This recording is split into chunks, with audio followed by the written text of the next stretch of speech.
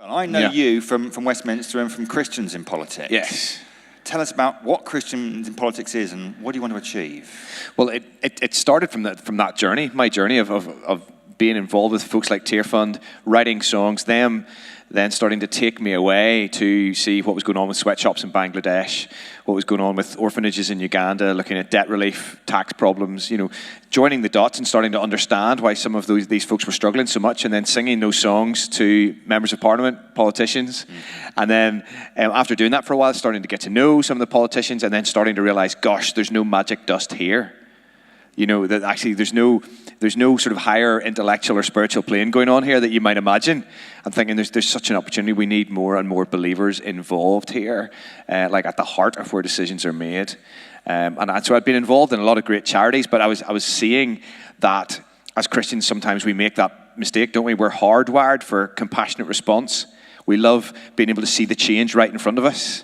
As Martin Luther King said, we love being the Good Samaritan on life's roadside. We love being able to help somebody and see that change happen. But he said what we're not so good at is going back to the Jericho Road to make sure that nobody else gets mugged. And in 2018, that probably looks like more CCTV or more police on the beat or more street lighting. But you can bet your life that sort of conversation happens around really dull committee room tables and councils. And that's not half as exciting as helping somebody face-to-face, hand-to-hand. And so I was learning that as Christians, we need to do the kind of first aid thing and help people who are victims of a fallen system, but we also need to be going back to speak truth and justice and righteousness to the system itself. Otherwise, I fear the church could spend the next 50 years as the UK's paramedic. And we do our pastoral thing, but we don't do the prophetic thing that we're called to as well. Yes, sorry, I'm preaching. You're not preaching, you're passionate. That's why Christians in Politics exist, to call Christians to play their part. And you have this, you're not preaching, you have this self-evident passion that politics is something that's exciting, it's relevant, it's something you should get involved in. But before we come on specifically to the Psalms, I want to ask you one question. We're familiar with the idea, actually, that music has got a lot to do with politics, because the tradition of protest singing and expressing commitment and protest and revolution, sometimes through song, we are familiar with that. We, at least in this country, are more nervous about the religion and the politics thing, and hardly a week will go past without some commentator somewhere in the press or the media saying, religion, politics, best keep them separate. Yeah. What pithily is your response to that? It depends how cheeky I'm feeling, and it depends how well I know somebody. I'll often say, religion and politics. So when you say politics, do you mean stuff like healthcare and education? And they'll go, yes. And I go, so remind me who it was that built the first schools in the UK. and remind me who it was who built the first hospitals in the UK. It was the church. We forget on whose shoulder we stand. And I say, look, if you're going to separate religion and politics, you need to slice me in half. Because I'm absolutely a religious being and I'm absolutely a political being. It just try to unpack the kind of nonsense of that. But also, the truth is we need to examine ourselves on that issue. In that we have allowed ourselves in the church to slip into a kind of a secular, sacred mindset. We've misread, as Western individualists, we've misread Luke 20, where Jesus said, render unto Caesar what is Caesar's, and render unto God what is God's. And so often we've thought, okay, well, let Caesar get on with all the stuff about the bins and the broadband and the taxation. And we'll let God look after all the stuff about prayers, hymns, and invisible things, and Sunday morning things. Because of the way Jesus said it. But, that first century Hebrew would not have been hearing what he said like that. They'd have been hearing, render unto Caesar what is Caesar's, and render unto God what is God's. Caesar with this small area of delegated authority underneath the context of his supreme authority. So Jesus, like he did with Pilate, is affirming the authority of governments and politics, but reminding them under whose authority it all sits. And therefore, God does care about taxation and broadband and healthcare and education. So that it's that we've slid into that secular, sacred thing as well. Now that brings us neatly to the Psalms. Yeah. Because you make a very powerful case, a very convincing case, that not only is Christianity political, and the church has been political, but the scriptures are political, and the Gospels are political, and Paul's letters written under the Roman Empire, they're all political. Oh, yeah. But our first reaction is the Psalms are songs. So these are celebrations of God's glory or of his creation or crying out for his help and his succor and his sustenance. And this might be the part of the Bible we go to, as it were, to get away from all the other political stuff. Yeah, absolutely. But in actual fact, the Psalms are pretty laden with politics, at least in one sense of the word, aren't they? Yeah, well, it makes it clear how God cares about good governance of society, of good ordering of our lives. And to say, it is a political statement to say the earth is the Lord's and everything in it. That's an incredibly political statement. And it's amazing. If you've ever stood outside the Bank of England and looked up at the top of the Royal Exchange, it's still written there. The earth is the Lord's and everything in it. Sadly, our forefathers didn't really think that too much when they were, raping and pillaging all around the empire. But that's another story. The earth is the Lord's and everything in it is an incredibly political statement. And then I was asked to bring my most political psalm with me, so I have done. And again, to the Message version, Eugene Peterson's incredible work. This is Psalm 145, verse 10. Creation and creatures applaud you, God. Your holy people bless you. They talk about the glories of your rule. They exclaim over your splendor, letting the world know of your power. That's power, sorry. Letting the world know of your power for good. Don't worry, the subtitles behind you. Yeah, that's good. Oh, thank you. Good. The lavish splendor of your kingdom. Your kingdom is a kingdom eternal. You never get voted out of office. It's good to know that. Yeah. If you think, we're getting specific into the message of the Psalms for people who are interested in politics, either through Christians in politics or through Christians on the left, Conservative Christian Forum or Lib Dem Christian Forum and other kind of affiliate organisations. Is there a message, do you think? I mean, the Psalms are astonishing in many different ways, not least because they're so polyphonous. There's so many different voices there. There's so many different moods. But is there a message or a set of clear messages for people who are in power, either actually political power or more broadly, that you draw from the Psalms? If you can crystallize those different voices into a clear voice when it comes to the exercise of power, what do you think it might be? I think it comes back to the humility that comes from knowing where your authority comes from. I still think it's a great thing in our country that the Prime Minister has to go to the palace to be asked to form a government. I think somehow psychologically that does do something different than if you're just the president of a republic. There's lots of other stuff we could say about the monarchy, but that's a powerful thing. That we know under whose authority we sit. And I think that does something for your humility. So I think the Psalms scream loudly that we are people under authority, and therefore we should stop and slowly reflect on what that authority might want. And sadly, as you well know, Nick does a brilliant job of doing this, speaking into that public square, but the public square can be very toxic, as we all know, especially in light of social media and Twitter and the polarization that's come. Some of which is being imported from the States, some of which rose up from the ground in our own Brexit vote.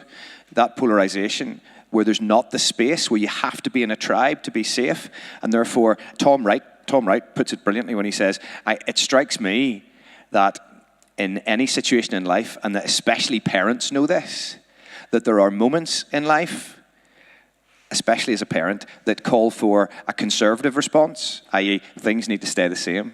But there are moments in life that call for a progressive response, i.e. things need to change. But we fall into a real trap when we allow our response to every and any given situation be a knee-jerk tribal reaction, that it should always be conservative, it should always be progressive. And he said, so there's an encouragement, and we give the folks involved in Christians in politics, we encourage them to get involved in a political tribe, but we work so hard to help them, prayer, Bible study, relationships, to make sure that they don't lose their identity to the tribe, that our identity is primarily in Christ. And we say, look, it's kingdom before tribe. Every time it's kingdom before tribe. And calling people so that they don't respond in those situations with just the knee-jerk tribal reaction. But there is time to stop and think and pray and reflect on Scripture and think, well, what is right here? What is God doing in this situation, and how would God call us to vote? How would God call us to proactively get involved in this issue? But none of that is possible unless you're sitting in a humble place and you're thinking, oh, I might need to ask for wisdom. Because a lot of people don't stop for long enough to ask for wisdom anymore. There is, I know from my experience in Westminster, a powerful testimony given by Christians of different political parties, both MPs and peers and people who belong to the parties, being seen in fellowship with one another, despite the fact they're not hiding the fact they have radically different views on what we should do on a whole range of issues, that doesn't degenerate into tribalism. And so, as you rightly say, putting the kingdom before tribe is itself a very powerful witness. Pull the camera lens back out a bit. We've kind of focused in on the Psalms and what their political message is and what significance they have. But you've then kind of moved towards this state of affairs we have at the moment. I think most commentators, most people who have observed the news for the last 3-4 years recognise that we're not in the healthiest of places when it comes to our public and political discourse. It's highly animated, it's sometimes very aggressive, and it's polarised. And there are signs that it could be getting worse. Now, hold that in one hand. You've made a very powerful point that the Psalms encourage humility when it comes to power. It encourages fellowship, it encourages kingdom before power, kingdom before party, kingdom before tribe. But at the same time, you can't walk into an MP's office or even go onto the media and quote the Psalms or quote the scriptures to people who aren't familiar with them and don't see them as authoritative. So the question is, how do you bring that wisdom to bear on a culture that needs it, but in some sense this is also a bit deaf to it? I think it's mostly about relationships.